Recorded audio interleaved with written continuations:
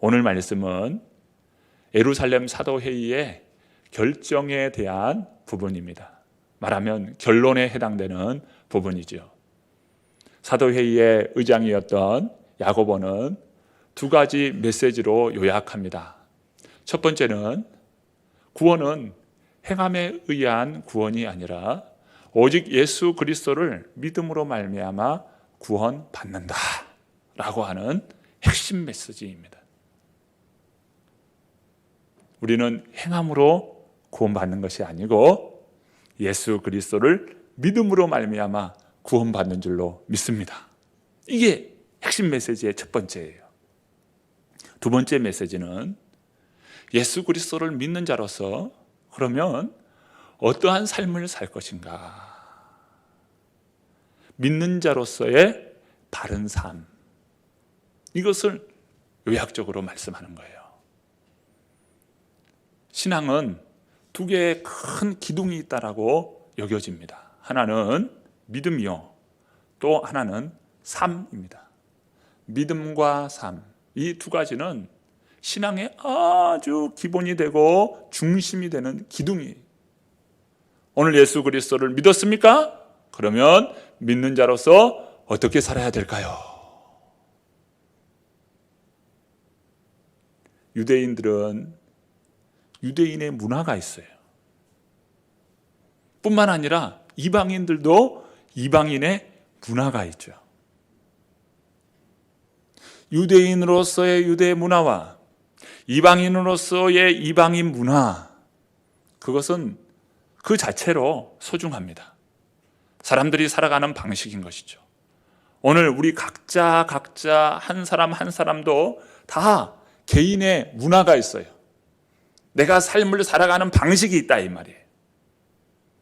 각자의 삶이 다 달라요. 생각하는 바도 다르고 행하는 바도 다르고 삶을 이루어가는 방향들이 다 달라요. 스타일이 다 다른 거예요. 그 자체로 존중하고 그 자체로 소중하죠. 그런데 예수 그리스도를 믿는 유대인, 예수 그리스도를 믿는 이방인, 각자 삶의 방향은 다를지라도 여러분, 예수 그리스도를 믿는다라고 하는 이 공통 분모 안에서 그리스도의 문화, 예수 그리스도를 믿는 그리스도의 문화가 있지 않겠어요? 서로 다르다고만 상대를 밀어내기만 하는 것이 아니라 예수 그리스도를 믿는 믿음 안에서 공통된 문화가 있다 이 말이죠. 예수님께서는 너희는 세상의 빛이라, 너희는 세상의 소금이다 라고 말씀하셨어요. 너희는 본질적으로 소금이라는 거예요. 본질적으로 빛이라는 겁니다. 빛과 소금은 세상에 나아갔을 때에 빛으로서의 역할이 있고 소금으로서의 역할이 있다는 것이죠. 그래서 너희는 그냥 소금이다 빛이다 라고 말하지 않고 세상의 빛이다, 세상의 소금이다 라고 말씀하신 거예요. 세상 가운데 소금으로서 빛으로서의 역할이 있다. 즉 세상 가운데 있지만 세상 가운데 그리스도를 이루는 하나님을 믿는 믿음의 사람으로서의 영향력, 문화가 있다는 것이에요. 우리 성도님들은 이런 문화를 잘 만들어 내갈 수 있는 그런 사람들이 되기를 바랍니다. 나는 이런 사람이야 라고 할 때 예수 그리스도를 믿는 사람으로서의 문화, 그것을 만들어 나가야 하는 것이죠. 그런 측면에서 오늘 예루살렘 사도회의는 4가지를 이야기합니다. 첫 번째, 우상을 멀리하라 라고 하는 거예요. 세상은 자신들이 여기는 우상들이 다 있습니다. 소중히 여기는 우상들을 다 섬기고 있어요. 성경은 말씀하죠. 너희는 우상을 만들지도 말고 그것들에게 절하지도 말고 그것들을 섬기지 말라. 성경은 우상 숭배에 대하여 금하고 있어요. 우상 숭배하지 말라. 예수 그리스도를 믿는 신앙의 사람들은 우상을 만들거나 우상을 섬기는 자가 아니라는 거예요.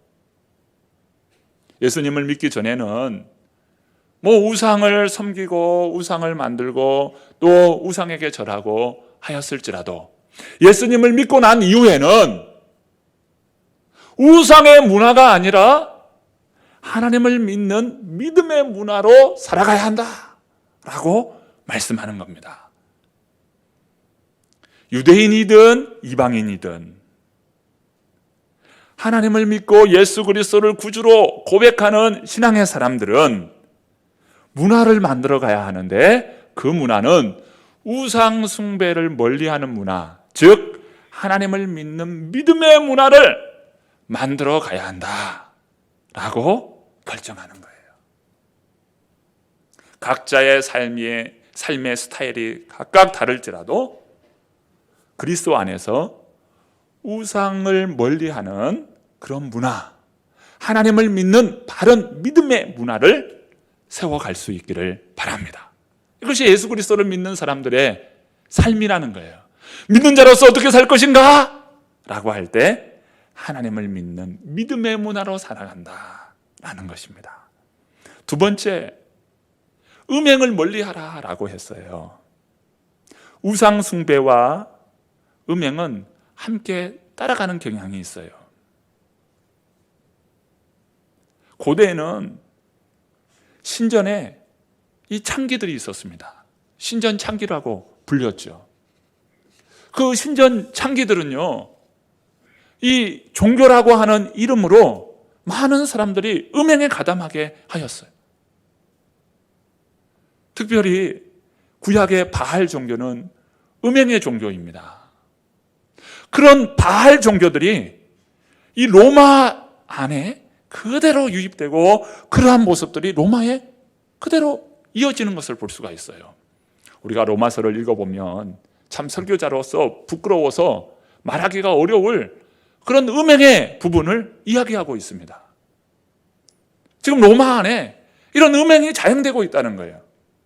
로마가 참 사회적인 그런 시스템을 얼마나 중요하게 여기면서 이 현대식 문화는 사실 로마가 만들어낸 문화라고 말할 정도로 그만큼 로마는 앞서가는 그런 삶을 이루었어요. 각가지 수도관이, 가정집마다 수도관이 배설이 되고요. 그리고 목욕탕이 가정에도 있고 공중 목욕탕도 있고, 그리고 콜로세움처럼 거대한 극장들이 마련되고, 이런 문화들은 말하면 로마가 가진 아주 휘황찬란한 문화를 가지고 있었는데, 그것이 오늘 현대에 많은 영향력을 끼쳤다라고 여겨집니다. 그런데 그 로마는요, 이 음행의 문제에 대해서 아주 심각했어요. 로마서 1장을 보시면 남자와 남자가 또 여자가 서로 음욕이 불붙듯 하여 음행을 저질렀다는 거예요. 순리를 영리로 바꿨다라고 말씀합니다. 즉 동성애인 거죠. 동성애 부분들이 일어난 거예요. 뿐만 아니라 이 로마서에는 짐승과 교합하는 일이 있다 이거예요. 이 음행의 부분을 지금 다루고 있어요. 마귀는요, 이 음행을 붙잡고 가장 강력한 무기로 사용합니다. 음행에 빠지면 개인의 삶은 물론이거니와 가정이 파괴되고 신앙까지도 파괴되는 그러한 결과를 낳습니다. 이게 음행인 거예요. 이름만 되면 아시는 그런 아주 유명한 목사님이셔요. 이 목사님이 은퇴를 하게 되었습니다. 아주 한국의 대표되는 그런 교회를 이루었어요. 후배 목사님들이 그 목사님께 목회하시면서 무엇이 가장 힘들었냐고 그런 질문을 하게 되었습니다. 그런데 너무도 뜻밖의 말씀을 하시는 거예요. 목회하면서 가장 힘들었던 것이 성적 욕구였다. 이렇게 말씀하는 거예요. 끊임없이 성적 욕구와 싸웠다. 새벽마다 주님 앞에 기도하면서 성적 욕구와 싸웠다라고 말씀하시는 거예요. 너무 뜻밖의 말씀 아닙니까?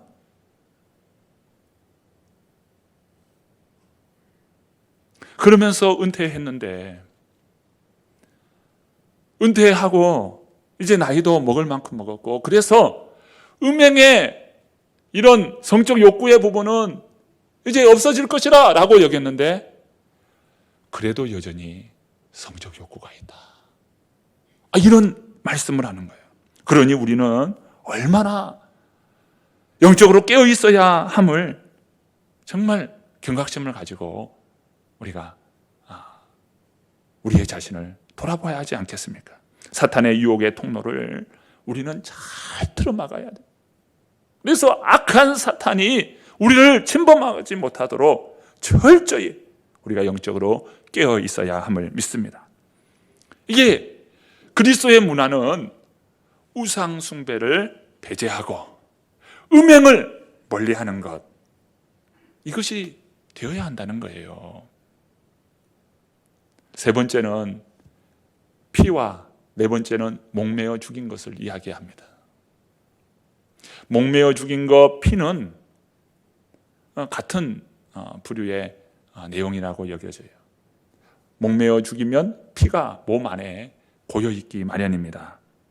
목매어 죽이고 또 피를 먹는 것은 구약에서도 그만한 행동이었죠. 이것은 혐오스러운 일이었어요. 그러므로 하나님의 자녀답게 영적인 방법대로 살라라고 하는 지침인 것이죠. 이러한 내용으로 사도회의의 결론에 도달한 것입니다. 안디옥 교회, 이방의 최초로 세워진 교회이죠. 그 안디옥 교회가 이방의 구원의 문제에 대하여 얼마나 참 관심이 많습니까? 지금 교회 안에 큰 어려움을 겪었잖아요. 이방인의 구원의 문제에 대하여 큰 어려움을 겪었지요. 그래서 대표단을 꾸려서 바울과 바나바를 위시하여 대표단을 예루살렘 사도회의에 보냈습니다. 그리고 안디옥 교회는 그 소식을 간절히 기다리고 있죠. 이방인의 구원의 문제에 대한 바른 하나님의 정의, 하나님의 말씀이 무엇인가 사도회의를 통하여서 결론을 내주기를 간절히 바라면서 기대합니다. 이 소식을 기다리는 거예요. 자, 예루살렘 사도회의가 이제 결론에 도달하였고, 이제 예루살렘 사도회의에서 이 소식을 전할 사람을 보내기로 만장일치로 결의를 합니다. 보낼 때에 바울과 바나바를 위시한 안디옥 교회에서 보낸 그 대표단이 아닌 예루살렘 사도회의에서 결정된 그 사람을 보내기로 결의를 하여 두 사람을 세웁니다. 자, 본문 22절과 23절의 말씀을 함께 읽어봅니다. 본문 22절과 23절입니다. 이에 사도와 장로와 온 교회가 그 중에서 사람들을 택하여 바울과 바나바와 함께 안디옥으로 보내기를 결정하니 곧 형제 중에 인도자인 바사바라 하는 유다와 실라더라. 그 편에 편지를 붙여 이르되 사도와 장로된 형제들은 안디옥과 수리아와 길리기아에 있는 이방인 형제들에게 문안하노라. 자, 예루살렘 사도회의에서 두 사람을 보내기로 했습니다. 바사바라 하는 유다와 실라였어요. 바사바라고 하는 유다와 실라. 예수님의 12제자 가운데 가룟 유다는 실패하여 넘어지는 자가 되었고, 가룟 유다를 대신하여 한 사도를 세웁니다. 누가 뽑힙니까? 마띠아라고 하는 사람이죠. 마띠아가 뽑혔어요. 그때 마띠아와 함께 후보에 오른 사람이 있습니다. 바사바라 하는 요셉이에요. 오늘 본문의 바사바라 하는 이 유다는 바로 요셉의 동생으로 여겨집니다. 그러니까 요셉의 동생 유다와 실라인 거예요. 실라는 바울이 2차 전도 여행을 하면서 함께 동행했던 사람이 실라이죠. 두 사람을 따로 세워서 안디옥과 수리아와 그리고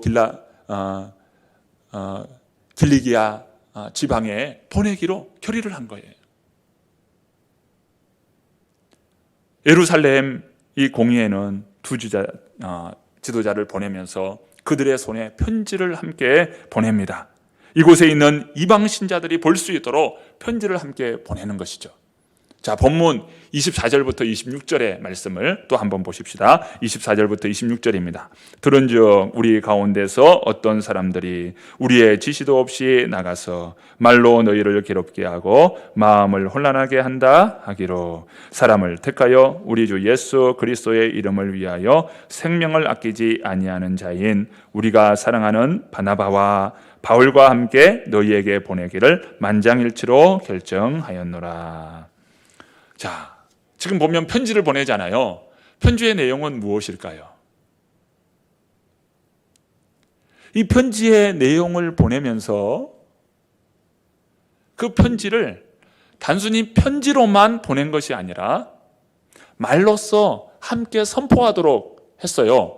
그 내용이 27절에 나타납니다. 27절 말씀 또 한번 보실까요? 읽어봅니다. 그리하여 유다와 실라를 보내니 그들도 이 일을 말로 전하리라. 자, 편지로서 전하고 말로써 전하도록 한 거예요. 그 말을 전할 때는 안디옥에서 보낸 바울과 바나바 그들이 아니라 예루살렘이 따로 세운 지도자를 통하여서 편지와 그 말로써 전할 수 있도록 함께 하여서 보낸 것입니다. 자, 그러면 그 내용은 무엇입니까? 그 내용은 예루살렘 사도회에서 결정된 내용이죠. 예수 그리스도를 믿음으로 말미암아 구원 얻는다라고 하는 말이죠. 그로 인하여서 어떤 행위로 구원 얻는다, 어떤 율법의 행위와 할례를 요구함으로 인하여 이방인들을 더 이상 괴롭게 하지 말라 라고 하는 이러한 내용과 예수 그리스도를 믿는 자로서의 믿는 자의 삶, 어떻게 살 것인가, 그리스도의 문화를 이루며 살라는 것이지요. 우상을 숭배하던 그런 때의 문화나 음행 등을 버려야 한다. 그러면서 그리스도인으로서의 모든 영역에서 정결하고 거룩한 삶을 살아내야 함을 말씀하는 것입니다. 그런데 여기서 중요한 표현이 나오는데 본문 28절과 29절의 말씀이에요. 28절, 29절 말씀 읽어봅니다. 성령과 우리는 이 요긴한 것들 외에는 아무 짐도 너희에게 지우지 아니하는 것이 옳은 줄 알았노니 우상의 제물과 피와 목매어 죽인 것과 음행을 멀리 할지니라. 이에 스스로 삼가면 잘되리라. 평안함을 원하노라 하였더라. 자, 본문에 보면 성령과 우리는이라고 나옵니다. 성령과 우리는. 안디옥 교회에 큰 분란이 일어났죠. 그래서 예루살렘 사도회의가 열리게 됩니다.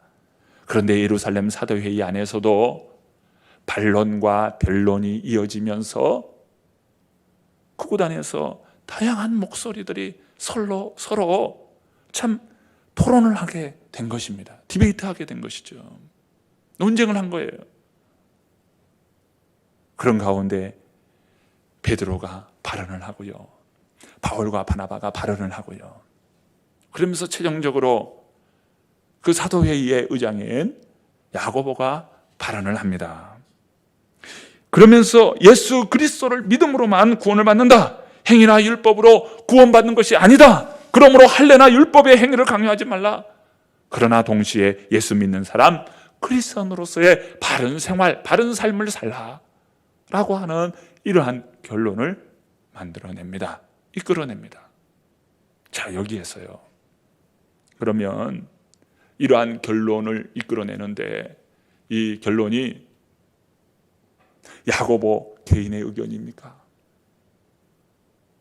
베드로의 의견입니까?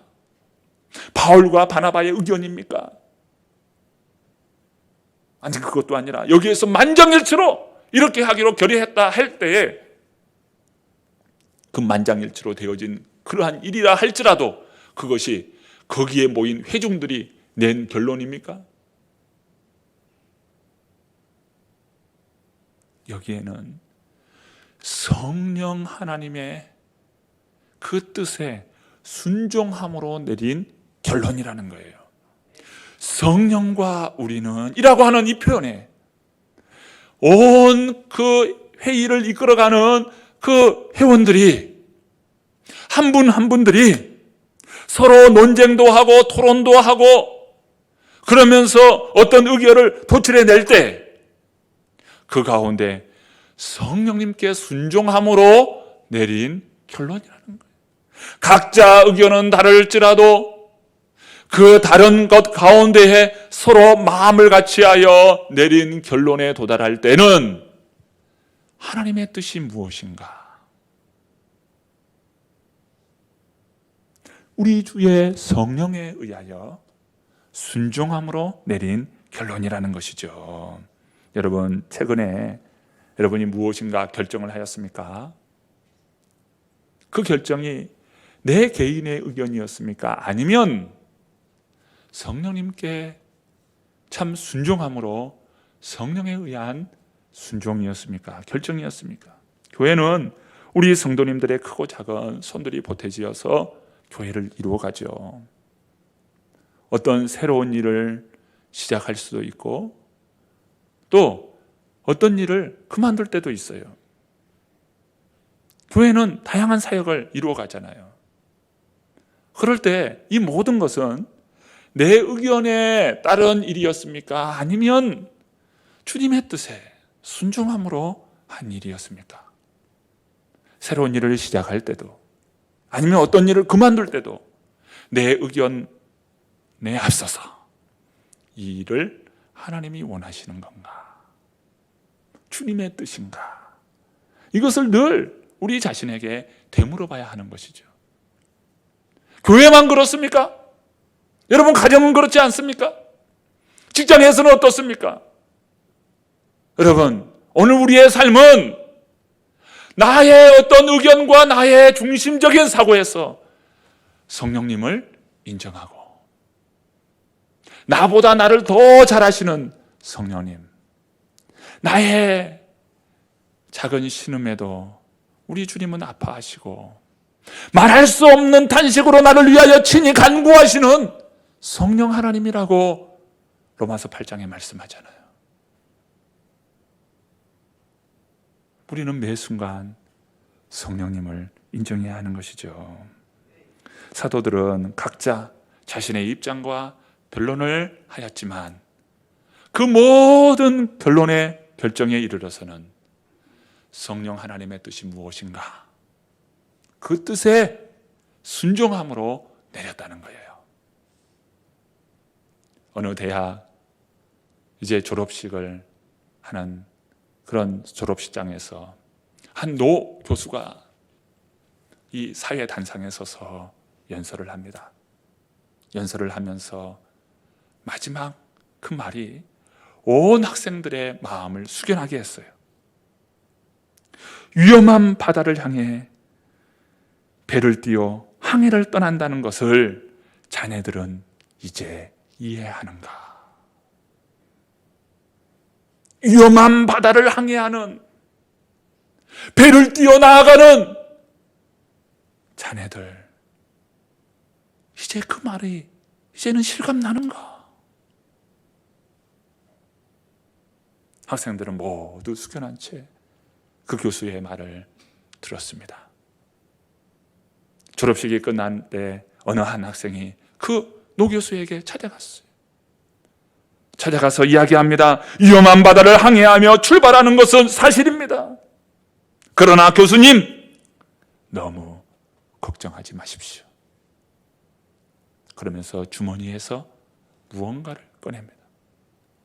주머니에서 무언가를 꺼내 드는데 그것은 바로 성경이었어요. 교수님, 위험한 바다에 막연하게 떠나는 것 같으나 여기에 나침판이 있습니다. 저는 나침판을 가지고 위험한 항해를 떠나려 합니다. 교회는 성령님의 인도함 속에서 나아가는 공동체입니다. 여러분, 우리가 고민이 생겼을 때 우리는 당연히 기도하고 말씀을 붙들어야 합니다. 저는 교회는 기도하는 공동체가 되어야 한다고 여겨집니다. 교회가 기도하는 것은 성령님을 의지하고 하나님을 인정하고 성령님께 우리의 모든 삶을 의탁하는 것이죠. 성령의 충만한 교회는 기도하는 교회이지. 성령님을 인정하는 것, 그것은 바로 기도에 있습니다. 우리가 언제 성령님을 인정합니까? 그 표현이 어떻게 나타납니까? 기도로 나타나죠. 기도하는 사람이 없어요. 또 말씀 가운데 있는 사람이 없어요. 그러면 모래알 것 같아요. 금세 허물어지고 흩어지고 마는 것입니다. 여러분, 성령님을 인정하십시오. 나의 연약함을 아시고, 우리 성령님은 우리를 위하여 친히 도우시는 분이셔요. 성령님, 오늘도 내가 주님과 함께 하고 싶습니다. 성령님을 인정합니다. 하루 출근을 하면서도 성령님 인정합니다. 성령님이 도와주옵소서.